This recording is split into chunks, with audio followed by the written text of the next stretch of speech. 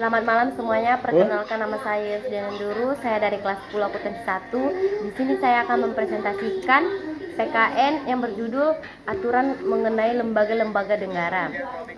Keberadaan lembaga-lembaga negara di Indonesia diatur dalam UUD NRI tahun 1945. Menurut UUD NRI tahun 1945, pembagian kekuasaan di Indonesia diinspirasi oleh konsep trias politika.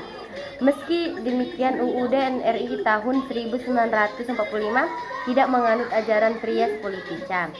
Karena dalam UUD NRI tahun 1945, kekuasaan negara tidak dipisahkan melainkan dibagi sesuai fungsi, tugas, dan wewenang.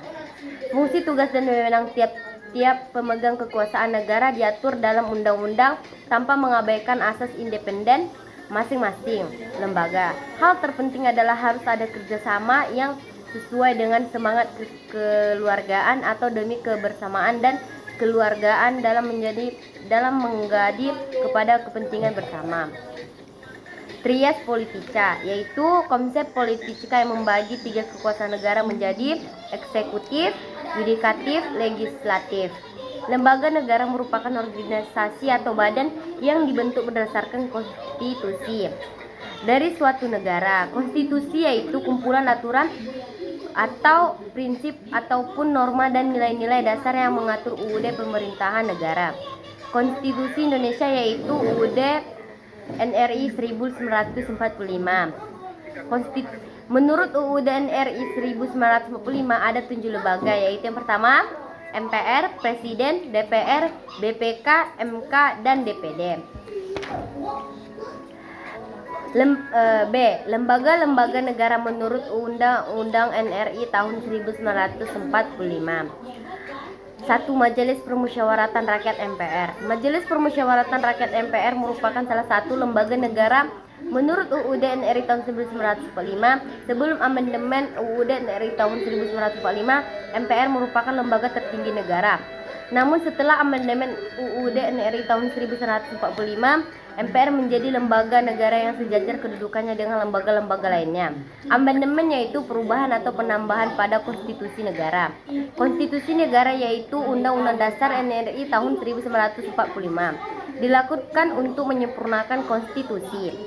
Amandemen UUD NRI tahun 1945 telah mendorong penataan ulang posisi lembaga-lembaga negara, terutama mengubah kedudukan, fungsi, dan kewenangan MPR.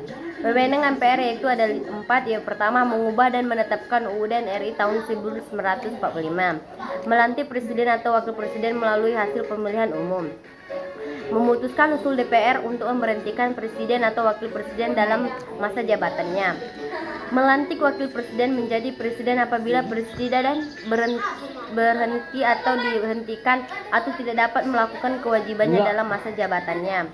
Tugas MPR. A. Masyarakat MPR. Masyarakat Pancasila, UUD NRI tahun 1945, NKRI, dan Bhinneka Tunggal Ika. Mengkaji sistem ketatanegaraan UUD NRI tahun 1945 serta pelaksanaannya. Menyerap aspirasi atau suara masyarakat berkaitan dengan pelaksanaan Undang-Undang NRI tahun 1945, mengajukan usul pengubahan UUD NRI tahun 1945. Sekian dari presentasi saya, terima kasih.